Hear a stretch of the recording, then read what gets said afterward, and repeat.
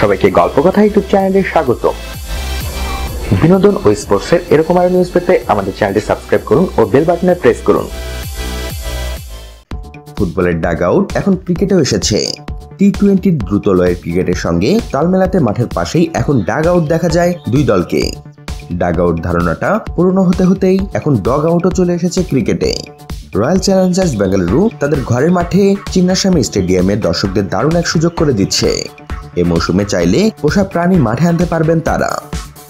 Bengaluru franchise তাদের সমর্থকদের পোষা প্রাণী নিয়ে স্টেডিয়ামে আসার আমন্ত্রণ জানিয়েছে। একটি বিশেষ লাউঞ্জ বা ডগ আউট বানানো হচ্ছে, যেখানে দর্শক তাদের কুকুর নিয়ে বসতে পারবেন।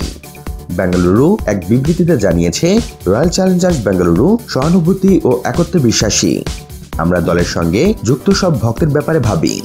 এমন একদল ভক্ত আছেন যাদের পোষা প্রাণী আছে। এই প্রাণীগুলো তাদের পরিবারেরই অংশ। আরসিবি চায় তাদেরও আরসিবি পরিবারের অংশ বানাতে। বিবৃতিতে এরপরে বলা হয়েছে, এবছর থেকে আরসিবি সেসব পোষা প্রাণী পালক ও প্রেমীদের ম্যাচ দেখার জন্য আমন্ত্রণ জানাচ্ছে। প্রাণী নিয়ে দেখার বিশেষ এক লাউঞ্জ ডগ আউটে ডাগ আউট নয়, ঘরের মাঠের খেলা দেখার আমন্ত্রণ জানাচ্ছি। ভক্তদের শুধু প্রাণী আনার সুযোগ দেবে না আরসিবি, সে সঙ্গে পোষা প্রাণী বিশেষজ্ঞদের সঙ্গে চুক্তি করছে ফ্রাঞ্চাইজিটি। বিশেষজ্ঞরা আরসিবির নতুন অ্যাপ্লিকেশনে পোষা প্রাণীর দেখভাল, খাবার ও পুষ্টি নিয়ে বিভিন্ন পরামর্শ দেবেন। ক্রিকেট মাঠে পোষা প্রাণী নিয়ে দর্শকদের আগমনের দৃশ্য দেখতে খুব একটা অপেক্ষা করতে হবে না।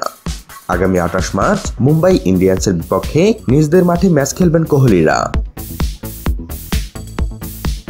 তো বন্ধুরা, এসব বিষয়ে আপনাদের মতামত জানিয়ে দিন আমাদের কমেন্ট বক্সে।